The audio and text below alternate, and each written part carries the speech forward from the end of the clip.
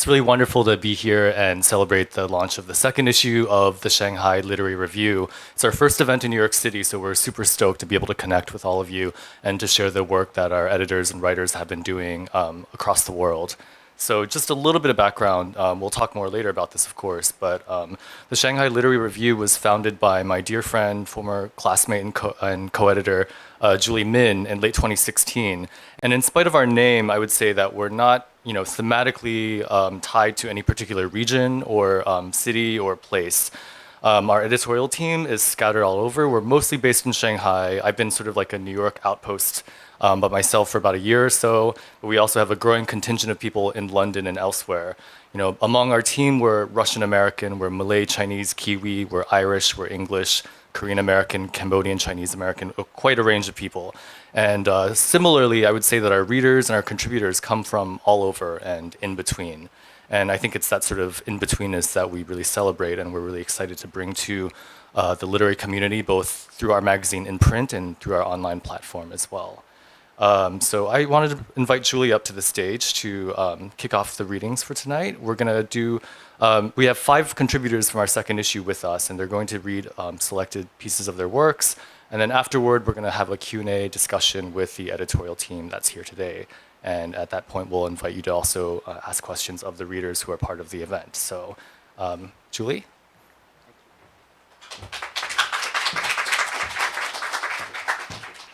Thanks so much, Mike. Thank you guys all for coming out tonight. I think Mike really said it all, so I think I'm going to just kick off the readings. We're going to start with Nancy Huang. She grew up in America and China. She's a winner of the 2016 Right Blood Poetry Chapbook Contest, Andrew Julius Gutow Academy of American Poets Prize, a James F. Parker Award in Poetry, and the Michigan Young Playwrights Festival. She was the youngest attendee of the Iowa Writers Workshop Summer Graduate Session, and her book, Favorite Daughter, is in the back for you to check out as well. I hope you enjoy her reading.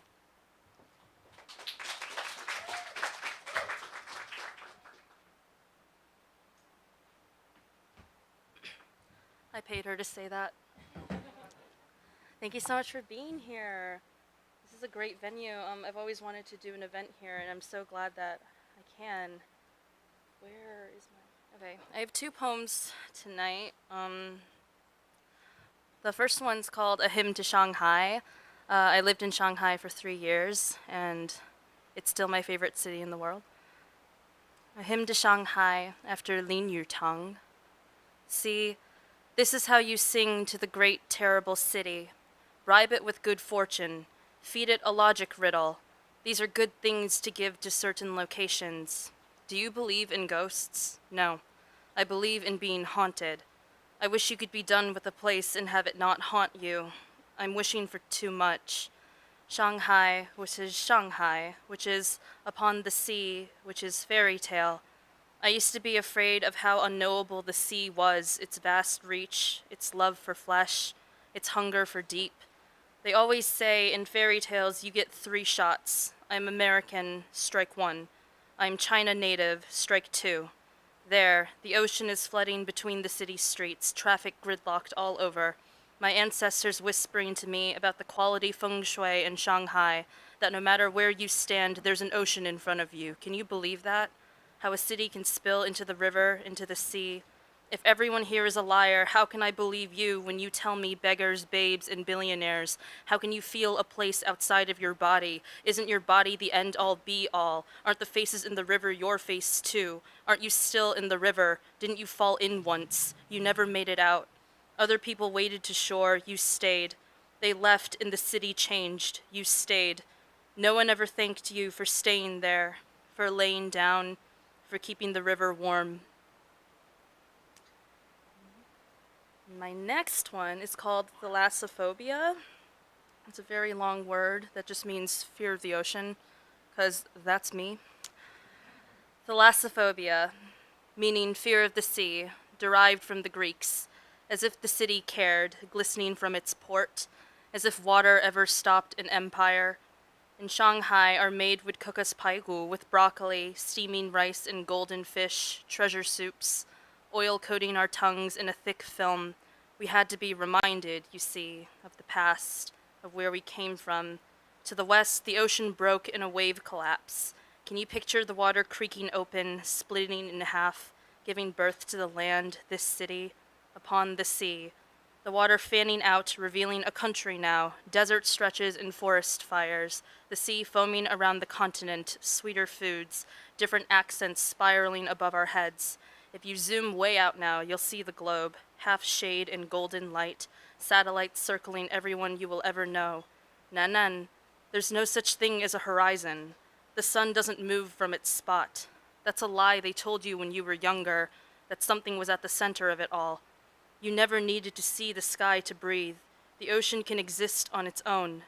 Nanan, there's nothing above our heads except air, except empty, except everything we were made of and everything we came from.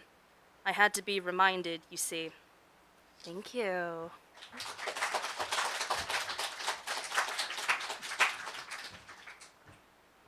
Thank you, Nancy. Our next reader is one of the lovely translators whose work is featured in the second issue. Jianan Qian is the author of a short story collection, People Grow Old But Won't Die, and the Chinese translator of two British novels, The Pink Hotel by Anna Stoddard and The Strange Fate of Kitty Easton by Elizabeth Speller. A native of Shanghai, Qian is currently a second-year fiction student in the Iowa Writers' Workshop. Her critical essay on translation appeared in the Millions. Jianan.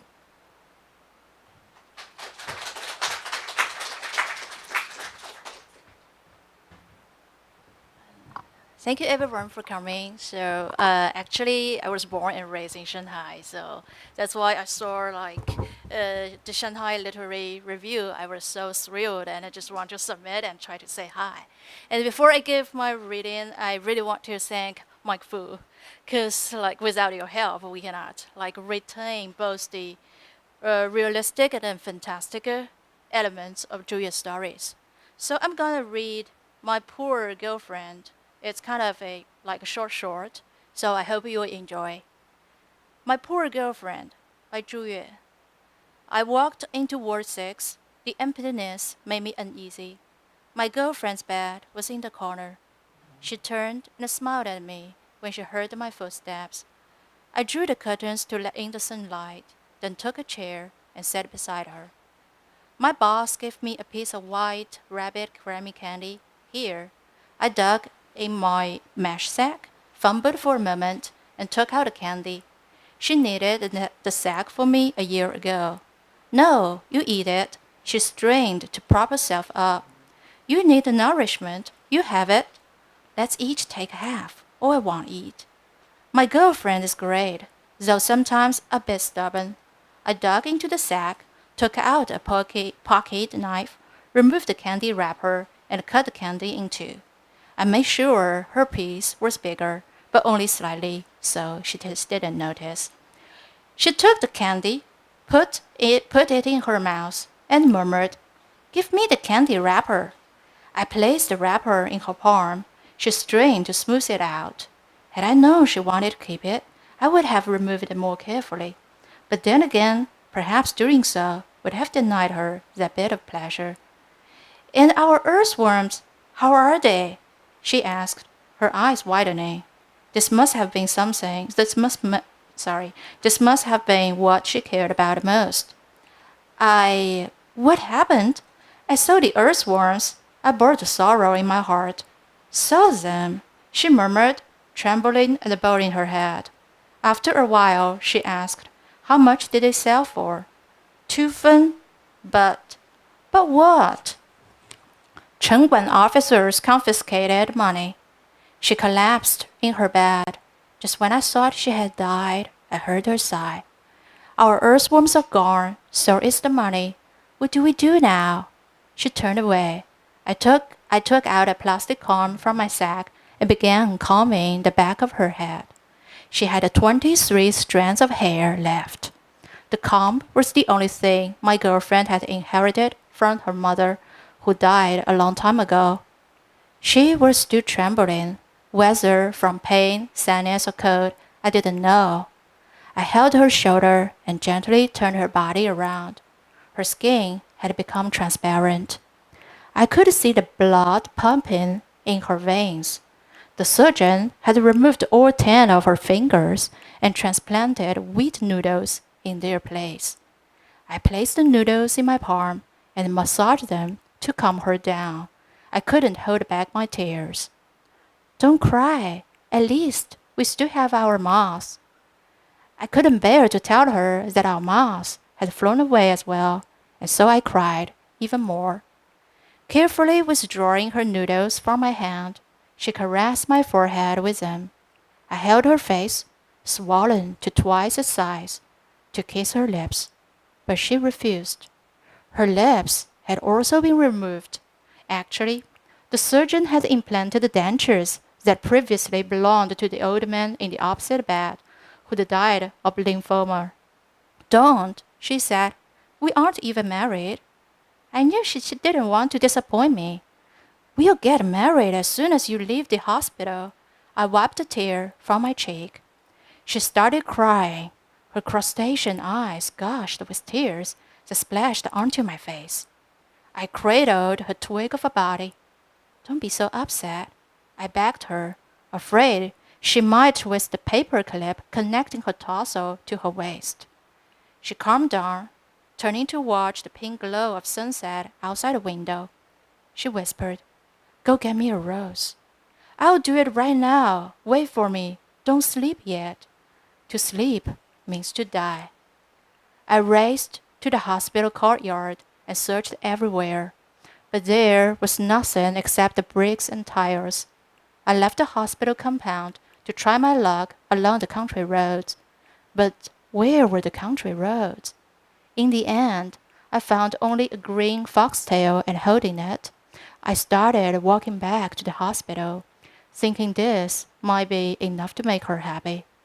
I imagined handing her the foxtail, imagined sliding a platinum ring on her slim finger, imagined her dead by the time I returned, her body being burned to ashes like a scarecrow. Imagine her grave swarming with countless earthworms. But none of this happened. I looked up. The pink glow of sunset was indeed splendid.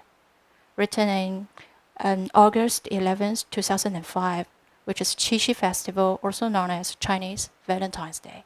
Thank you very much.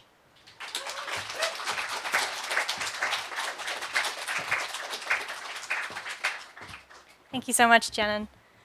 So before we continue, I just want to briefly introduce a couple of the other editors who are here with us in New York.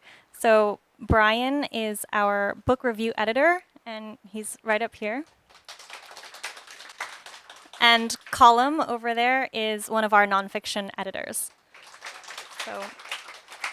So we'll be taking questions, and we'll stick around afterwards for a chat. So next up we have Joy Huang Stoffers. She hails from East Brunswick, New Jersey, and holds a BA in English from Rutgers University and an MA in creative writing from Newcastle University. Her debut novel, Weijian, from Harkin Media, is available now. Thank you.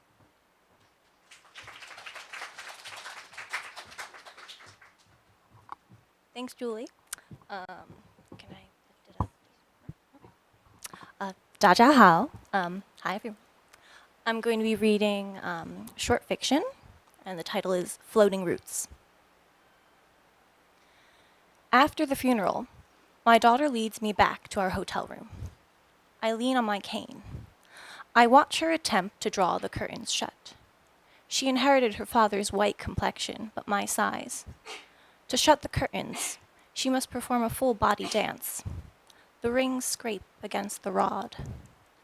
In the echoing darkness, she sits me down in the armchair. Too soft. It demands nothing of my back, which sags like a broken dumpling. I hold my cane out of habit. It's an extension of my arm. I let her remove my loafers. She swaps them for white slippers featuring the gold Grand Hotel emblem. My feet relax into these plush homes. She peels back the white comforter until it meets the yellow coverlet. She tells me to nap, to rest because it's over. She'll explore. I ask her to take the dictionary. There's an app on her phone. I repeat my request. She nods, the corners of her mouth jerking upward, subtle, like the twitch of a rabbit, fitting as that's her year. When I'm certain she's out adventure traveling, I limp to the curtains, slipping through. I arrive on the balcony and sit on one of the chairs. The air is humid and smells of earth. My slippers absorb the sheet of damp. It no longer appears to be raining. I pull my chair up to the red balustrade. The caps on the posts are gold, carved into half-open sacred lotuses. Water droplets, the size of my biggest liver spot, pepper the handrail. I sweep my hands across the firm thickness, turn my palms to my face. Dirt and dew mix together. I rub my thumbs across my fingerprints. Nature's ink. Against the gray sky, a faint rainbow has formed, a half arc. Half disappears into the heavens, half disappears into the sea of broccoli trees. An overwhelming, the tears spill over, they drip, trip down my weathered cheeks. I wipe them, smearing myself with nature's ink. My face dries. I feel the dirt dew harden on my cheeks. I willingly wear the discomfort. This is the stain of neglect. I brand myself. The decades since my escape have been too kind. I want to fulfill this one filial duty. I drape my mind in the color of mourning. I must think. I must live in the whiteness. For this is my motherland, and I have abandoned it. Motherland, the land that is mother, the land of my mother's land. I breathe in the sky, the trees, the pagoda roofs below. The taste of Taiwan is fertile, tropical. It awakens the accent sleeping in my tongue. I call for my mother. First as a child, Ma, almost like the Mandarin for horse. Then as adults knew her by forename, Lotus Flower. My mother embodied her name, raised in paddy fields, transported to assist in one man's economic cultivation. She grew in stages. Young to mature seedling, flowering to fruiting, underground maturing to resting, plucked while her leaves were growing, replanted, but not the same, delayed. Flower withers, lotus blossoms, roots harden. Tethered to a rough cultivator, her flower bud lived half as long.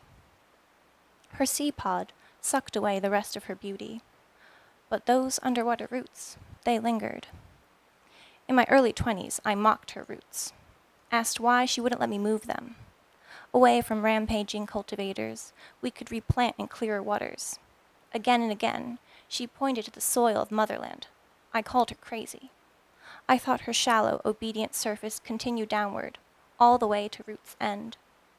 I stayed until my own uprooting. He helped me fall, watched my ungrounded feet fly. Underneath the rush of air, I heard my mother's choked gasp. At the hospital, broken leg before us, I cursed her. To live and die by her roots. Years sow wounds into scars.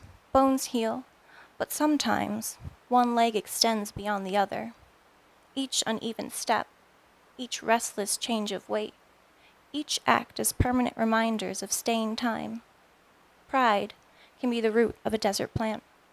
Its staying power must not be underestimated. I hear the room's door open. My daughter's voice pitches panic. I sit and wait. She scolds me, throwing gestures like white petals. I let her wipe nature's ink from my cheeks. When she is done fussing, I tap the other chair with my cane. She takes her place at my side. We look out. Pagoda roofs, broccoli trees, endless sky. The rainbow has faded. The sun is waning. It is almost time for the last meal of the day. Ma, my daughter asks me, is it like you remember? I respond in my native tongue, in the language I never taught her to understand. Is it ever?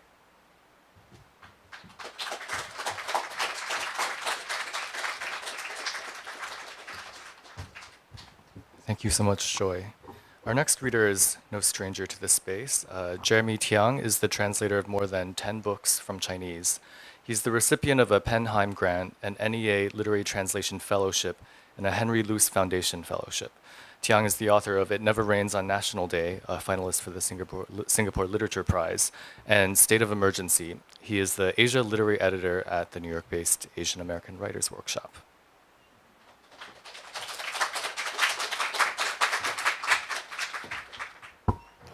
Thank you, Mike. I'll be reading a story by Zhou Jingzi.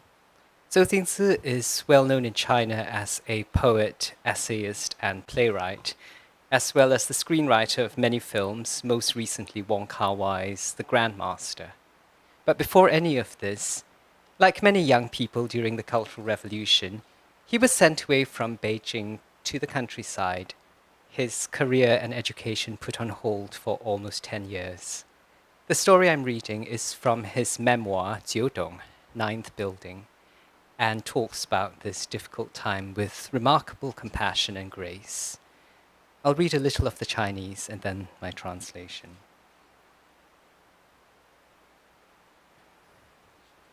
因为门德松，那天在地铁站里，你听到了门德松的一小调。你下意识地摸了摸左手的4根指尖，什么也没有，光滑的，那些剪纸都消失了，没有痕迹，谁也看不出你曾经拉过琴。一天8小时，从漫长的运功开始，空弦、全功，一下一下，那琴像只永远杀不死的鸡，它叫啊叫啊。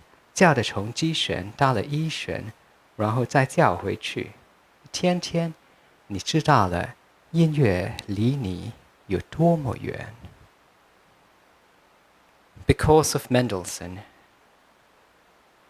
One day at the subway station, you hear the Mendelssohn Concerto in E minor and instinctively touch the 4 fingertips of your left hand. But there's nothing there. They're smooth. The callus is gone without a trace. No one would be able to tell you once played the violin, practicing 8 hours a day, slowly gliding across open strings to start with, using your whole bow over and over, the instrument squawking like an undead chicken, from G string to E, then back again. Day after day, knowing all the while how far from you the music was. The Mendelssohn continues. You can't hide from its grace and purity any more than you can escape failure. Next, you learned scales, shifting positions, staccato, spiccato, where to find the harmonics, how to play vibrato, from Kreutzer to Jakob Don't, those tadpole-like music notes swallowed many years, during which the vast illusion of musicianship enfolded you. You'd read the stories of Paganini, of Jascha Heifetz, of David Fedorovich Oistrakh. You felt that someday, possibly, perhaps, maybe, who knows? You brought your violin along when you were sent to the great northern waste. Amidst these vast plains, it required a sturdy pair of hands more than ever before. But you couldn't possibly speak to poverty-stricken farmers about palms or Paganini. In summer, you tilled the land. In autumn, harvested the wheat, and in winter, spread frozen manure. When your fingers pressed on the strings, the sounds they produced weren't as lively as before. They no longer obeyed you. Bit by bit, your violin felt like a solidified dream. Mendelssohn's Concerto in E minor also feels like a dream. At this time, art was an extravagance. On the threshing floor, going through the repetitive motions, you remembered the melody to Introduction and Rondo Capriccioso and hummed it quietly. Following the beat, you raised your metal flail and brought it down on the plump grains, up then down again. In an instant it hit you fully how far we were from the life of the imagination. The Mendelssohn plays on, and this time round you don't need to worry about it being interrupted by a snippet from a revolutionary tune. One evening, You were summoned from your dorm, and a stern-faced official said to you, bring your instrument, report to headquarters. You needed to rehearse a model opera, a glorious, arduous, revolutionary duty. You'll start tomorrow. You went back to your dorm and retrieved your violin, wiping off the dust. The strings were loose, and when you tightened them, a hum rose from deep within its body, as if it was yawning after being roused. When you were done tuning, you set it down and examined your hands. The calluses were still there, but no longer on your fingertips. They were now on your palm. In taking Tiger Mountain, a long overture precedes the final assault, with 16th notes coming thick and fast. Such a vigorous piece of music certainly couldn't be undertaken by just one little violin. That would be far too thin a sound. Instead, all the instruments take part, so you hear the scattered troops dashing through the air. But apart from the haplessness of everyone trying their utmost, there was no music. And you said this wouldn't do. Perhaps all the instruments should go back to practicing scales. No one paid any attention to you. An orchestra with just 11 days to rehearse an entire opera had no reason to heed such talk. And the show came together. An emotional miracle. The Mendelssohn changes, growing more magnificent, shimmering. It's not like you could just play Mendelssohn any time you wanted. That day, resting after the performance, you sat beneath a catalpa tree, running through some exercises. Your fingers had recovered their former power, and you began a Mendelssohn piece, sinking into it with something like hopefulness. The propaganda bureau chief, there for an inspection, happened to hear you. He asked, "What kind of song are you playing on that fiddle?" He insisted on calling your violin a fiddle. You told him. He said, "Who's this Mendelssohn then?" You explained. He said, "Ah, no wonder it sounds like some stinking bourgeois piano bar tune. If you've got nothing better to do, why not play Taking Tiger Mountain? Or a piece that tells a revolutionary story like The Flowing River? Or better yet, learn the erhu. You'll be much closer to the people that way." The righteousness of his bringing up the erhu and the people left you speechless. When you put your violin away, you looked at it lying flat in its case, a corpse ready for burial. From that day, I began keeping a diary. In a corner of my bunk each day I wrote all that was within me. No matter how late it was, even if it was just one line, I wrote. I grew mesmerized by these white pages that kept my feelings safe, words even more comforting than music notes, although they were silent, and only I could hear them. When I'd almost got through my first notebook, an educated youth from Shanghai sneaked to look. He left a note behind, stuck between the pages. "Your journal moved me deeply. You said many things I've wanted to, and I hope you keep writing, but nothing too revealing. A revolutionary salute, you know who." Thinking about it, that would make him my first reader, the first person to encourage me. I knew what he meant about being too revealing. After that, my entries often took the form of poetry. I remember only a kind of emotion, which I described at the time as a stark wind, white hair in the icy cold air. Looking at it now, this line seems horribly affected.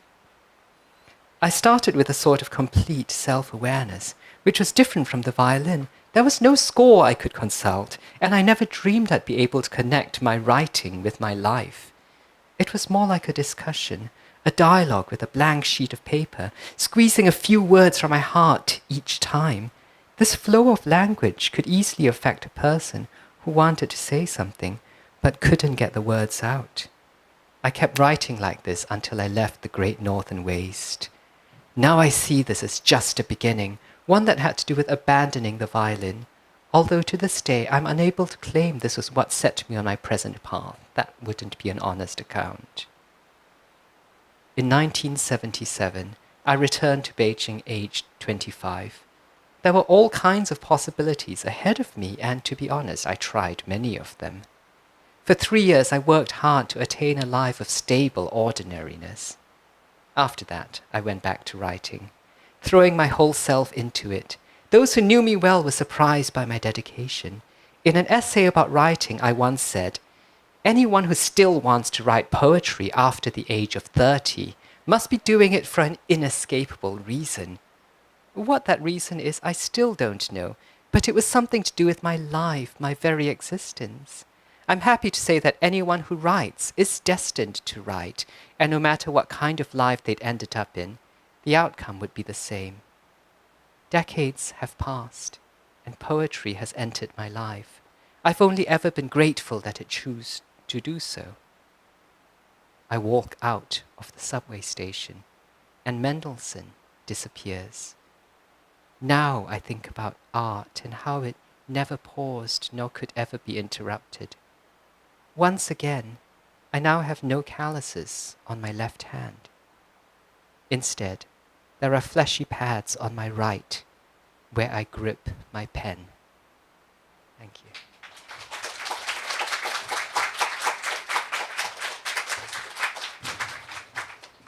Thanks very much, Jeremy. Our next reader is Julie Wenglinski.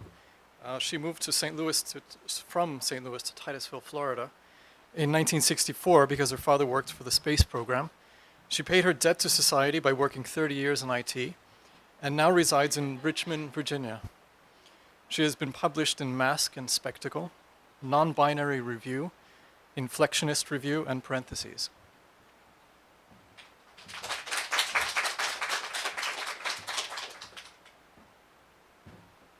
Thank you. I'm very honored to be here, I have to say. My poem is about New York. I love New York, though I have not lived here. I've only visited, but I adore it. So this is Robert Perry mistakes New York for the North Pole. Sails of gold glass unfurl in the dusk, billowing in the late light, trimmed and rigged, beating the wind. They surge above shoals of yellow cabs, swimming expertly between limos, pedestrians, and temporary concrete abutments where lanes and lights make suggestions. Under flapping flags, gaggles of shoppers, bulbous in black winter coats, waddle and shuffle, a massive migration of penguins cresting the frozen flow. There the flightless birds slide into cavernous, luminescent department stores and the bars below, where they perch perplexed, honking and gulping, adrift in a sea of gin, jazz notes, chipped ice, and glowing red exit signs.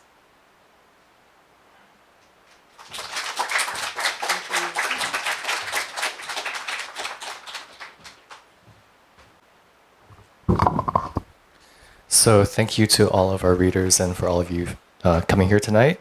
We're going to move into kind of a Q&A or discussion portion of the evening. And we invite you to ask questions about the publication, about our editorial process, or anything that you wanted to ask of the writers who are here with us. Maybe we can get started with, well, I think I've known Julie for a very long time. We were just at dinner and talking about how long that's been. It's coming on 7 years now.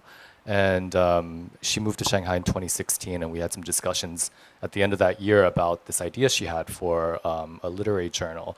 So I'm, very aware of what happened then, but maybe we could talk a little bit about the beginnings of Shanghai Literary Review, motivations for starting it and whatnot. Sure.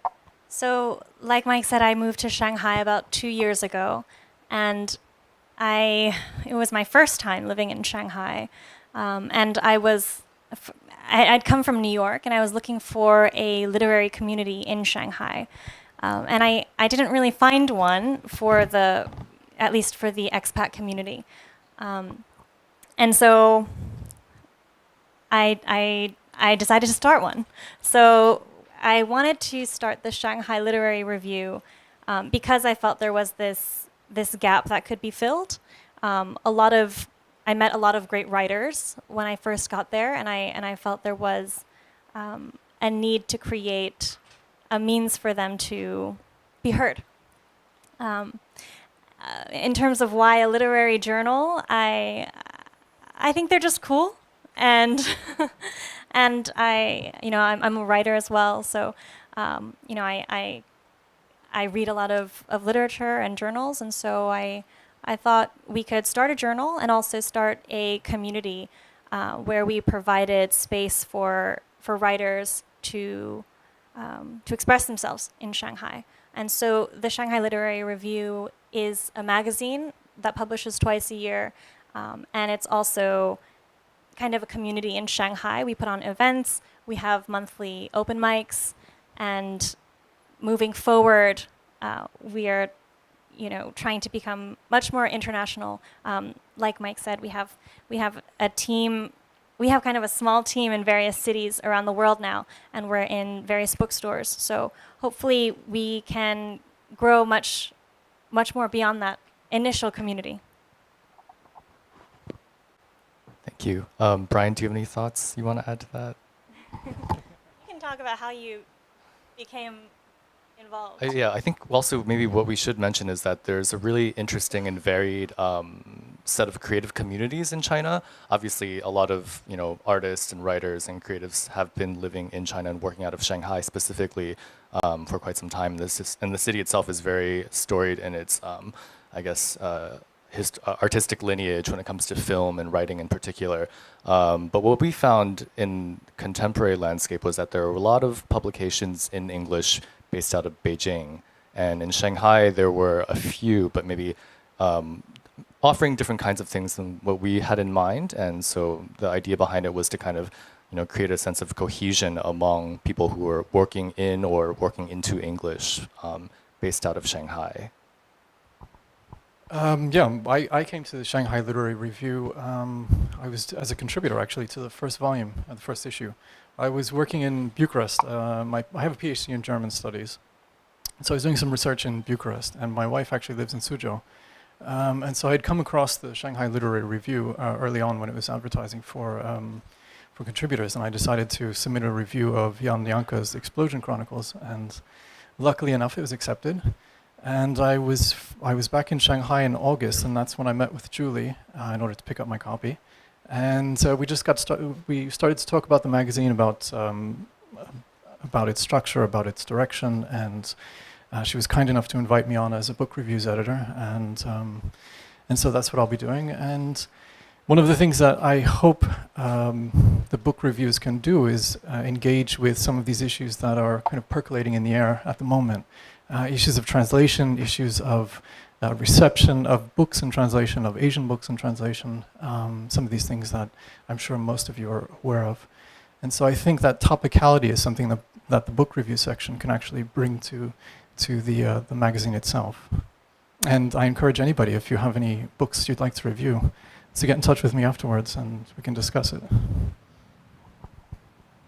Are there any questions or comments for the readers?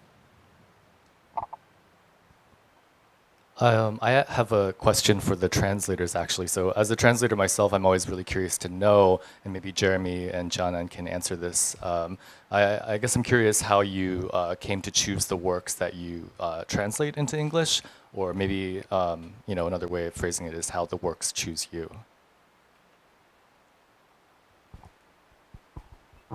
So, as many of you know, there's a whole genre of work about the Cultural Revolution in China known as Shanghen Wenxue, scar literature.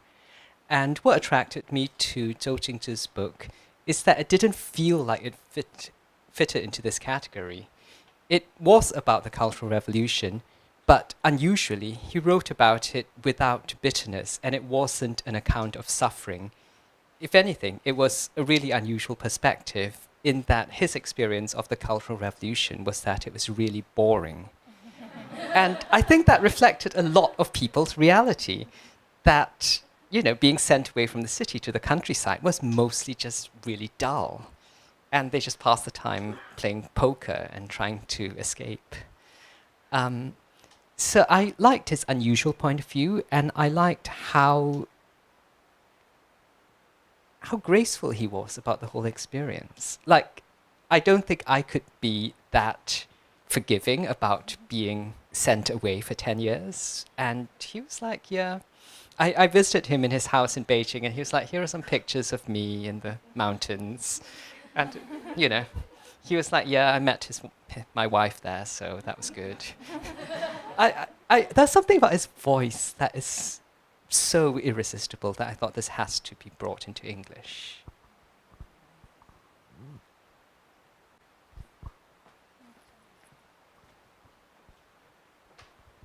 So I guess like my literary arc is kind of different because I used to write in Chinese, and I used to do like the other way around. I used to translate from English to Chinese, and I did like translation, but back then I didn't quite enjoy it because I think most of the time I was doing some kind of like I was behaving like a robot. So I guess back then I wasn't that into translation. But right now, and I'm switching. I'm still struggling with the language. I'm switching like my writing language from Chinese to English, and I was enrolled I got in the translation workshop as well, and then I met the director of the translation workshop, Professor Arang, and he just suggests like you can make translation as a part of your creative life. And then I decided like to give it a try. But then I really decided if I want to give it a try, I really want to do something. I really want to translate something like some author I'm like I really love. So then I decided I did a little bit research of the like Chinese literary works in English. And I was a little bit like disappointed because like all these works are too political, or maybe they are like not that political in Chinese, but they kind of are made like very political to the English-speaking audience. And then I think I can bring some new voice, right? So I am a big fan of Zhu Yue's stories, and he is like his works are like I don't know how to describe it actually. So his works are both like weird and beautiful, and also there's a sense of dry humor carried through it. And I think this is like a new voice, and I really want to like let English-speaking audience to know like Chinese works are not always about politics. So yeah, that's why. So I enjoy doing it right now. Thank you both. I mean, yeah, I think both of them spoke really well to the reasons why their submissions to Shanghai Literary Review really stuck out to me as the translation editor. I mean, I was familiar with Jeremy's work with Zhou Jingzhi for some time, and then seeing Jianan's rendition of Zhu Yue was really interesting because, like she says, it's just a really strange and wonderful voice that you don't see in English translation often, if ever. And personally, I'm working on my own translation project of San Mao, who's a very acclaimed Taiwanese writer from the 70s, and I think she also presents this sort of alternative view into Chineseness, or what it means to be a writer of Chinese. And I think each of us are kind of trying to inflect our own ideas about the genres that we work in through this magazine and through this publication. And it's been a wonderful experience so far. I mean, our editorial team has grown significantly in the past year. We went from 4 people in for our first round to twice that, if not more, for the second. Now we have 13 people on our team. 13, yeah. And I'll just also thank Tori, who's our editorial assistant, and she's actually live streaming on Facebook to, Thank you, to other Tori. viewers. So hi, viewers on Facebook, and thank you, Tori. Any questions about the magazine, about the pieces that were read tonight? Yes.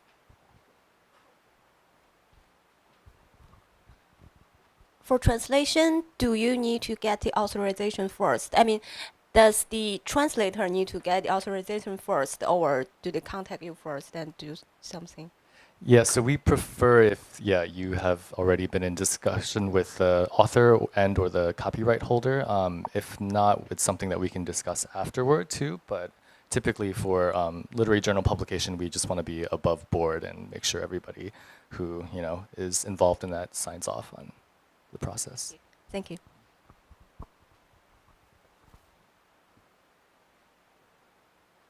I can talk a little bit briefly about our submission cycle.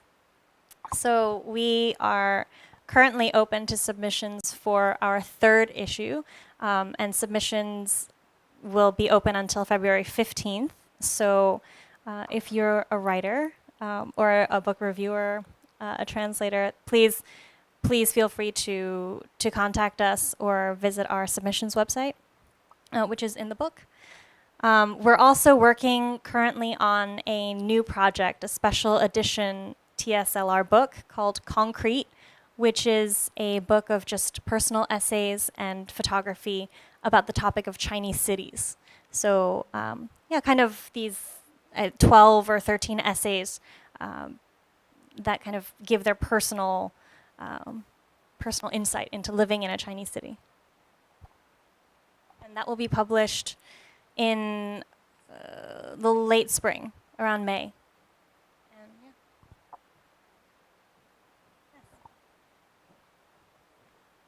Hi, my question is, when you were choosing what pieces to include, how were you thinking about anchoring them in Shanghai? I haven't spent much time there, but I'm just curious about what kind of sense of place you wanted to create. Sure. So I talked a little bit about that in the intro in the second issue. Like Mike said, we don't want to be specifically about Shanghai, but we think about Shanghai kind of thematically, the ideas that come from the city. So identity, internationalism. So a lot of these kind of ideas that bubble up from the city are thematically what anchor us, and I think because of who we are and because of our contacts, also kind of what we've been getting in submissions. But we're also open to really great non-Shanghai, New York City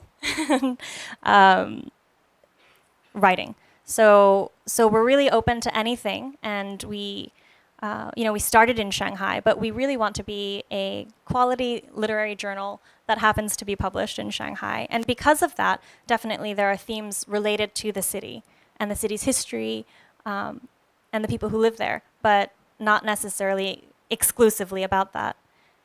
In terms of the theme and creating a sense of place, that actually so it's happened quite organically based on our submissions, and I think because of our tastes as editors. So it's been, in terms of the process, each editor has total free reign over their section. So, Mike is the one who takes a look at the translations. Brian will take a look at the book reviews. I was also the fiction editor for the past couple issues. So the editor will decide what he or she likes. And then at the end, we'll take a look at it as a whole, and the themes kind of naturally come out. It's kind of a nice puzzle piece, a nice challenge to kind of put them together in a way that expresses some kind of narrative journey as well. I think there was a question in the second row. So just kind of curious, aside from the writing, how do you guys work with photographers?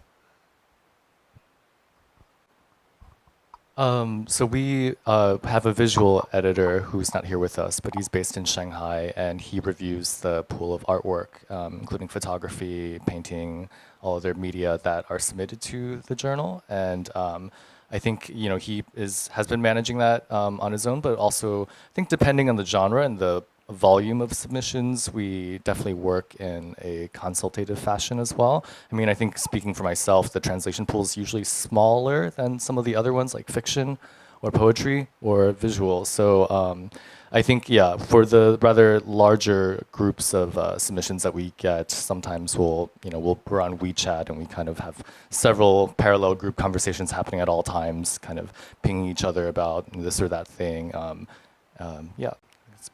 Yeah, so for the first issue, it was all submissions based. For the second issue, our visual editor, who's quite active in the art scene in China, he did reach out to a few artists to include their work, and it's not just photography. For example, in issue 2, he wanted to include some digital art. So you'll see, if you have the issue, there's actually some strange digital art, which is quite nice. Actually works really well with some of our pieces. So that's how the visual comes in to us. Yeah. This might be a slightly strange question, but what do you see as your target market?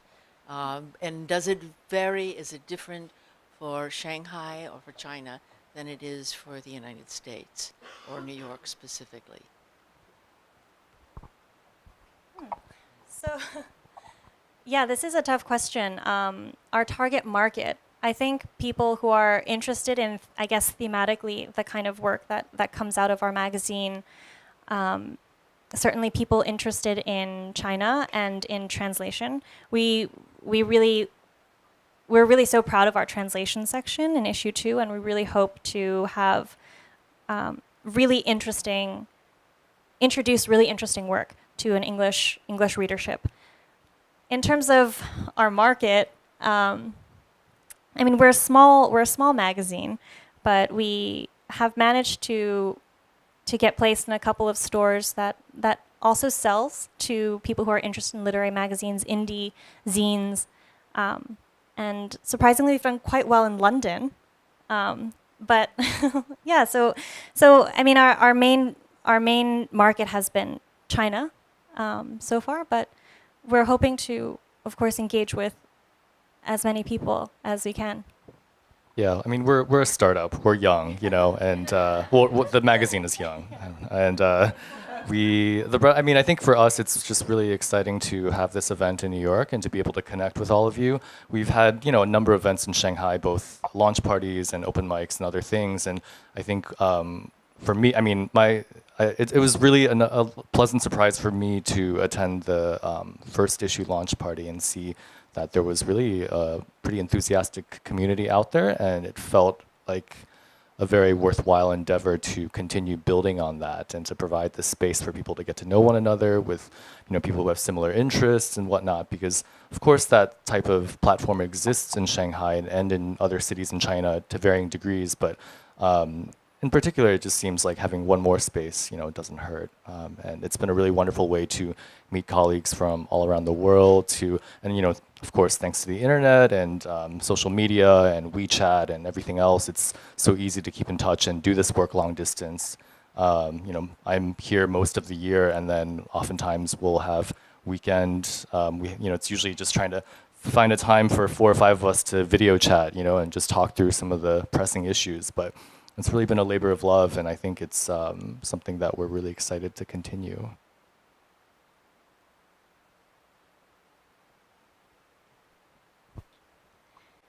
Thank you. I would love to thank our beautiful readers' readings. And I have a kind of general question. Since Mike just said that this journal generally celebrates the in-betweenness, and I'm interested in what's the initiative of dealing with this in-betweenness. As a student of media studies and critical theory, I'm a little bit dubious about the role of any kind of media or mediation as to like bridging a gap or to bring about mutual understanding of that sort. I kind of tend to think of the betweenness as a kind of difference that can never be mediated, but there's a possibility of like double like movement from one way to another that's in constant dynamics. I wonder whether our authors or translators living in places of different cultural background can say something about how they deal with that difference and whether they feel of any drive to bridge that difference at all through the means of literature. Thank you. So I think there are a couple of ways to answer that question. First of all, the Shanghai Literary Review, we see ourselves as an English language magazine. So we don't kind of purport to be the Shanghai voice. You know, we're an international set of editors and writers. So we're kind of coming from all different places, and we don't even though we're in Shanghai, we're not, we're not writing in Chinese. So I think that we have a, on one hand, we have a clear sense of what we do, our limitations. And in terms of bridging the gap, that's a tough question. I don't know. I think maybe Mike should answer this. I think maybe just like starting off the whole night talking about in-betweenness maybe betrays my own academic background a little bit. But yeah, I think that for us, I really appreciated your comments, and I think it's really interesting to think about. For me, working in translation too, I like the sort of like general or overarching definition of translation as, what was it, like moving from one place or condition to another. And I think that that's sort of how open that is really speaks to the aims of our magazine. Overall, I would say, from the conversation that we've been having tonight, and I think this is definitely reflected in the works within our publication, as well as the people who work in the publication. But we come from very heterogeneous backgrounds. We're an eclectic group, and I think that like you said, maybe it's not so much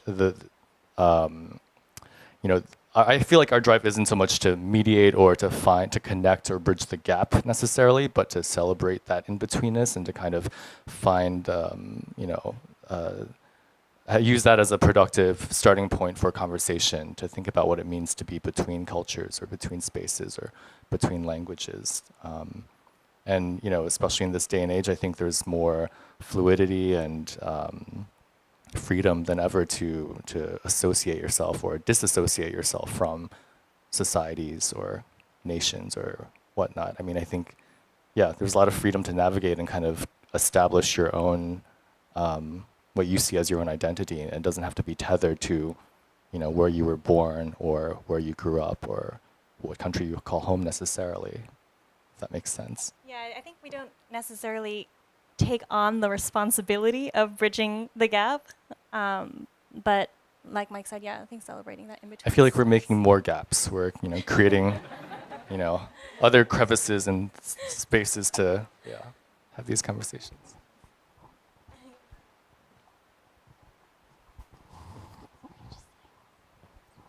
Hi, thank you guys for holding this event. All the readings were really great. I'm wondering, what are your thoughts on being based in Shanghai versus Beijing? Is there a certain feeling of freedom that comes with being away from the capital? And is the literary scene very different in Shanghai compared to Beijing? And yeah, just really curious. I haven't spent too much time there, so I'm really curious your thoughts. Thank you. So, so Shanghai is, I think, maybe in a sense it's more free. Certainly, I think people living in Shanghai aren't as, constantly thinking about politics, maybe, as those in Beijing. I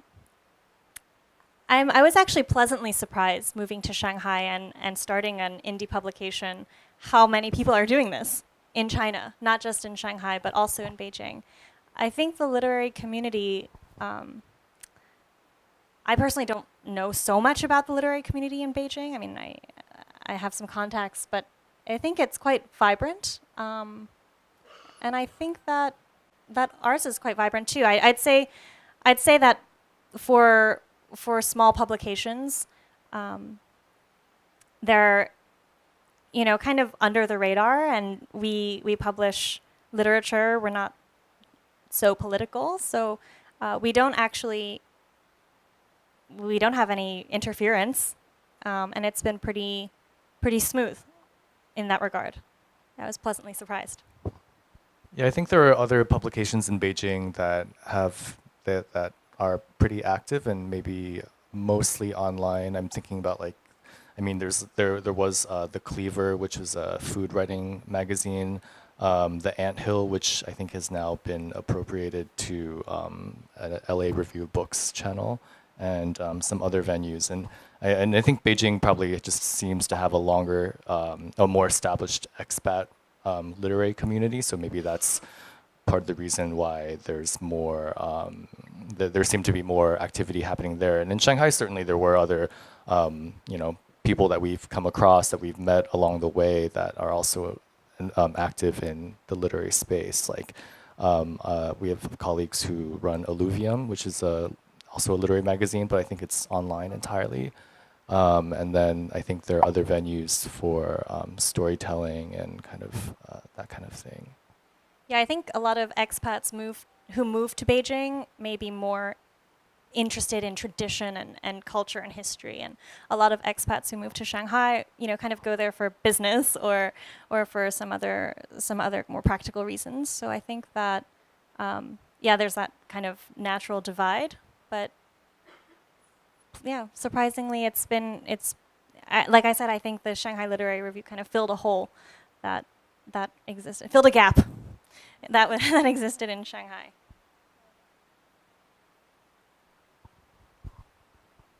Hi.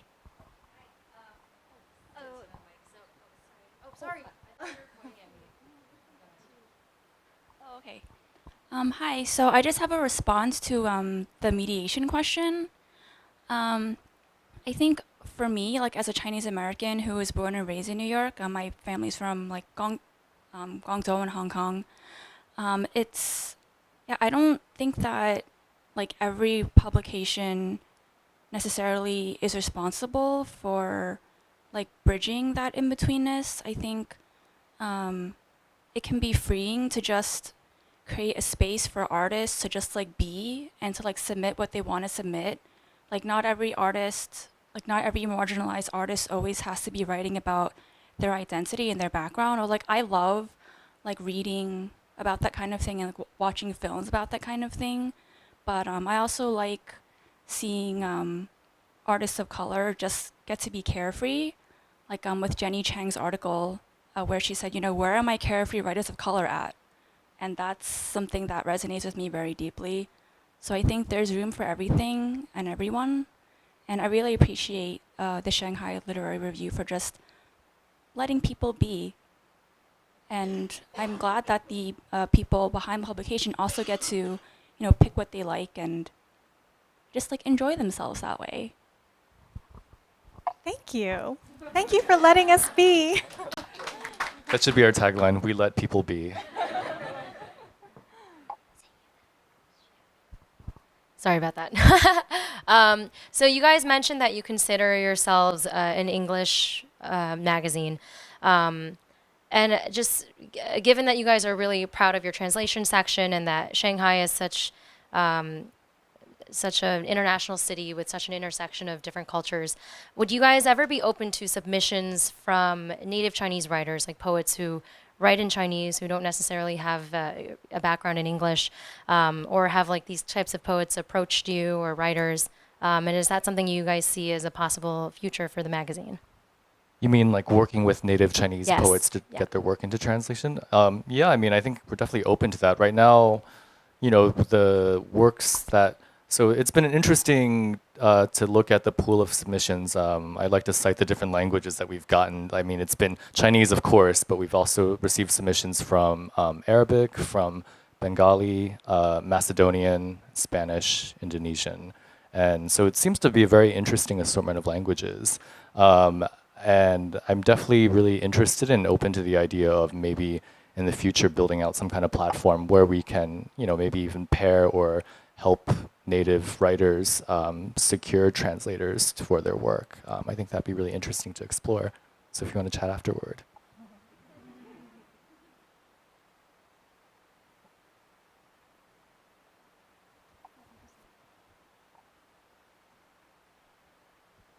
Thanks. I just had another question of what was the decision-making process like when it came to publishing an actual print version of the magazine versus just doing it online? So there are two reasons. The first is very simple. We just love print publications. The feel, the look, the fact that you can own it, the fact that it can grow old with you, the fact that you can collect it. And so that's one thing that was pretty. I think we all agreed on that up front, that we all wanted to do a print publication.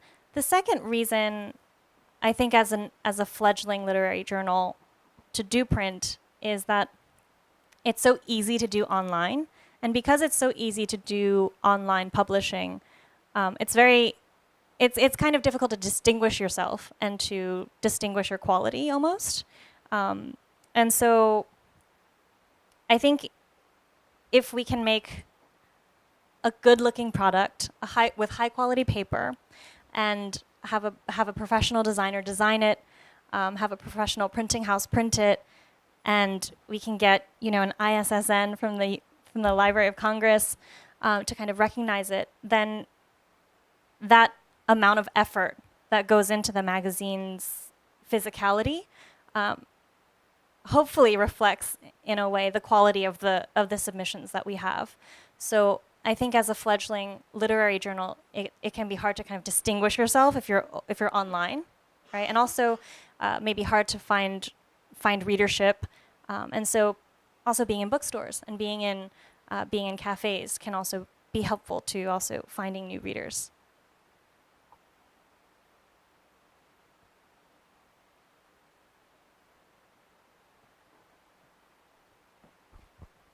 When can we expect the next issue, and where would we get access to the next issue if we can? Oh, great question. Yeah, so our issues will come out in the summer and the winter. And so, we've only done one full round of that. So the last issue came out, I think, July 1st or something like this. And the second issue came out in early December. And so I think that we're hoping to publish our third issue in June. So June and December.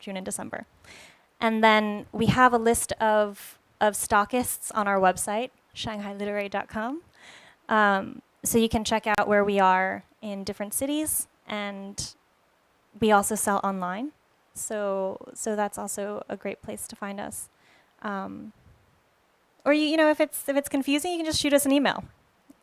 It's on our website, and it's also in the book. So.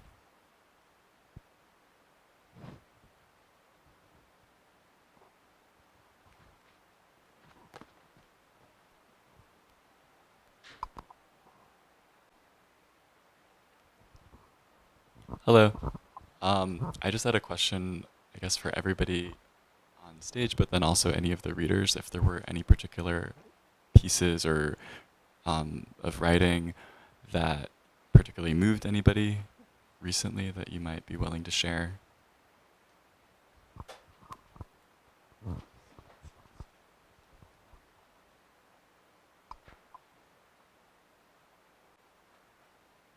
Are you asking about from the journal or just in general? I can talk about the journal, since we're here. So I edited the fiction section, and oh man, I loved all of them. Well, there are 3, and I loved all of them. Joy's piece actually came to us quite early in the submissions process for issue 2, and I was, we read all of these submissions together. So I had read hers very early on and knew that I loved it. I loved the imagery. I loved the detail. I loved the voice. And I was just hoping that she didn't submit it somewhere else and that she would kind of wait for our yes. And luckily that happened. So sorry it took us so long to get to you, but we're so glad to have you. And then, that's just a beautiful short piece. And then the other 2, oh man, Choi Sum by Max Burwald. This is a really cool piece about kind of Chinese millennials. It's told in the voice of this young Chinese woman who is finding her place in life and is kind of torn between the desire to be herself and fulfill her kind of artistic inclinations, but also, satisfies society's demands. So I really loved that, and the use of dialogue I thought was really quite authentic, and I thought he did that really well. So I loved that piece. And I'm going to talk about the third piece. It's called Hongbao Ne, which means, like, what about a red packet, basically, right? And red packets are these things that are transmitted online in China.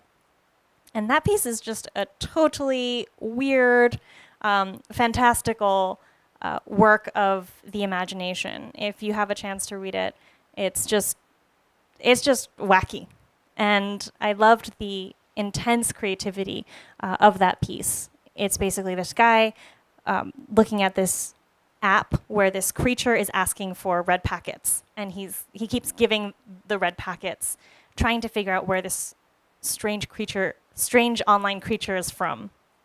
So it kind of goes into this fantastical journey of finding this creature's home, and it's just totally original. That's the only thing I can say about it. It's just totally original, and I love that. Yeah, I mean, three things come to mind. One is totally unrelated to, I guess, Asian literature or what we do with Shanghai Literary Review. Is I've been reading a lot of Paul Muldoon's poetry lately, and I wouldn't say that it's necessarily moving me, but it's quite fascinating what he does with language and the way that he mines the English language. So I've been enjoying that a lot. I am writing a review on a book that I'm reading right now, and I'm pretty fascinated by that as well. I don't know if it's ethical to actually talk about it before I've reviewed it, but the name of the book is called Nostalgia, Lost Nostalgia, I think it is, and it's by Mohammed Latif Mohammed, and it's published out of Singapore, and it's a collection of his short stories. It's just been translated into English, and they're I don't know how I would categorize them, but they're really quite interesting, moving, strange, surreal, but that's a bit cliche.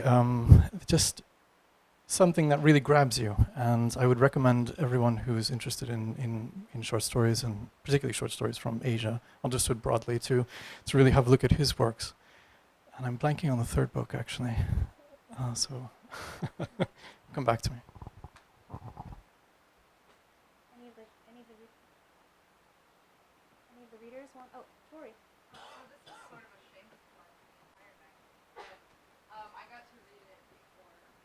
Oh, hello.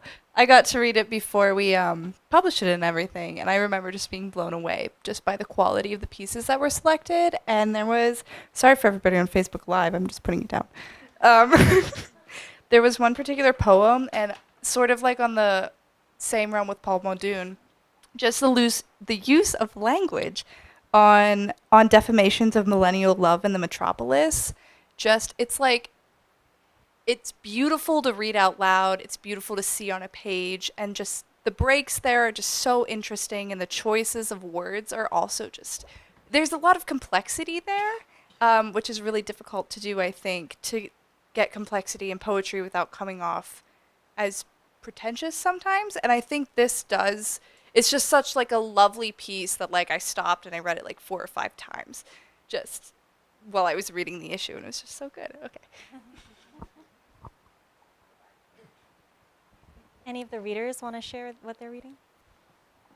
I was kind of late to this because I think it was published in '92. But Americanese by Sean Wang, who's actually a University of Washington professor. It was really cool because I read that novel and then I got to meet him, and we like discussed like the scope of Asian American literature. And basically he was one of the founders, so it was like a fangirl moment, but I recommend that. They also made it into a movie, but it's not released like in the circular yet, so look out for that too.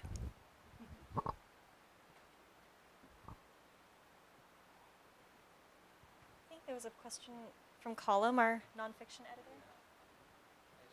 Wanted to give a quick shout out to nonfiction, and urge you all here, if you're interested in submitting, whether it be in English or Chinese, because we didn't talk about translation of nonfiction. So definitely come up to me after, and we can talk about any ideas you might have for the nonfiction section. Thank you.